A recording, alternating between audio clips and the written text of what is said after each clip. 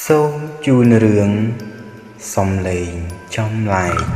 គោរពជំរាបសួរប្រិយមិត្តទាំងអស់ជាទីស្រឡាញ់ថ្ងៃនេះខ្ញុំសូមជូនរឿងពិតមួយរបស់ប្រិយមិត្តយើងឈ្មោះស្រីមុចអញ្ជើញលោកអ្នកតាមដានដោយរីករាយ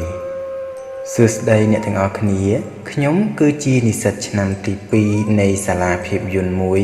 ដែលស្ថិតនៅក្នុងរាជធានីភ្នំពេញហើយសប្តាហ៍ថ្ងៃនេះខ្ញុំស្នាក់នៅ Center មួយដែលស្ថិតនៅខណ្ឌសែនសុខតាមពិតទៅខ្ញុំមានស្រុកកំណើតនៅភូមិឈើទាលឃុំឈើទាលស្រុកគៀនស្វាយខេត្តកណ្ដាលដែលទើបតែត្រូវកាត់ចូលក្រុងថ្មីនឹងទេ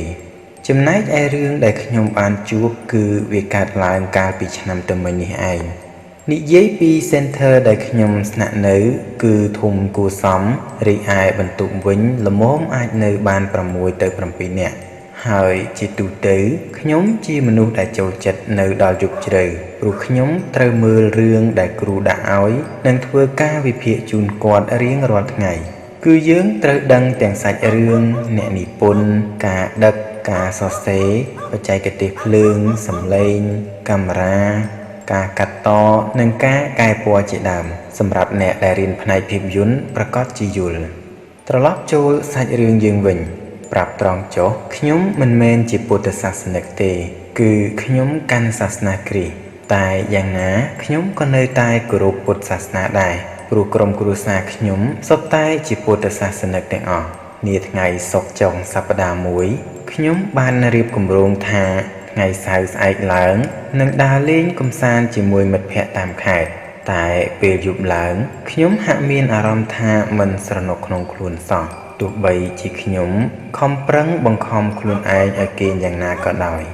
យប់នោះខ្ញុំក៏ចេះតែសំងំរហូតដល់ម៉ោង1ទៀបភ្លឺក៏នៅតែគេងមិនលក់ដែរ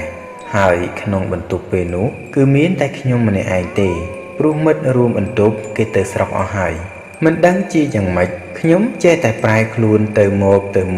ក៏នៅតែគេងមិនលក់មួយសន្ទុះក្រោយទើបខ្ញុំទាញទូរស័ព្ទមើលព្រះអើយម៉ោង7:03ទៅហើយ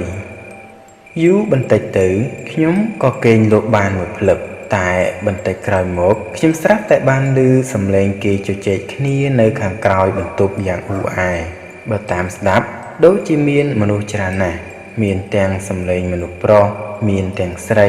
មានទាំងក្មេងនិងចាស់ផងដែរពួកគេនិយាយគ្នាបណ្ដើរគោះទ្វារបន្ទប់ខ្ញុំបណ្ដើរដោយទ្រាំមិនបានខ្ញុំក៏ស្រែកឡើងខ្លាំងថាកុំមាត់លោឡាខ្លាំងពេកគេដេកគេពួននិយាយចប់សំឡេងជជែកគ្នានោះក៏ស្ងាត់ទៅខ្ញុំក៏បិទភ្នែកសំងំគេងតទៀតតែបែរជាឮគេគោះទ្វារកាន់តែញាប់ឡើងហើយខ្លាំងជាងមុនទៀតផងបើតាមខ្ញុំស្ដាប់គឺវាដូចជាគេគោះផងនិងខ្វាចផងខ្ញុំក៏ក្រោកឡើងបំរុងថាចេញទៅមើលរួចទៅសំឡេងនោះក៏ស្ងាត់បាត់ទៀតមិនខ្វល់ច្រើនខ្ញុំប្រឹងសំងំគេងបន្តបានមួយសន្ទុះខ្ញុំក៏ឮសំឡេងទ្វារក្រោយរបស់បន្ទប់ខ្ញុំបើកក្រាក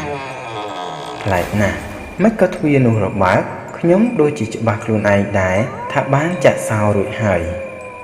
បន្ទាប់ពីឮសំឡេងទ្វារបើកខ្ញុំក៏ឮសម្រាប់ជើងគេដើរចូលបន្ទប់សំឡេងនោះធ្វើឲ្យខ្ញុំចាប់ផ្ដើមភ័យតែយ៉ាងណាក៏មិនហ៊ានបើកភ្នែកមើលទេព្រោះខ្លាចហើយទៅខ្ញុំក៏ឮដូចជាអ្នកនោះកំពុងវាលើគ្រែមួយទៀតដែលនៅទល់ក្បាលនឹងគ្រែខ្ញុំនោះខ្ញុំកាន់តែភ័យខ្លាំងទៅមកជិតដល់ក្បាលខ្ញុំមែនទែនហើយតិចលោសង្កត់ខ្ញុំទៅភ្លាមនោះខ្ញុំក៏នឹកដល់ព្រះពុទ្ធផងព្រះគ្រីស្ទផងរួចទៅសំឡេងនោះក៏ស្ងាត់បាត់យប់នឹងខ្ញុំមិនបានគេងរហូតដល់ភ្លឺហើយគម្រោងទៅលេងខេត្តក៏មិនបានទៅដែរតាំងពីថ្ងៃនោះមកខ្ញុំដេកមិនដែលបិទភ្លើងនោះទេឲ្យតែពេលនៅម្នាក់ឯង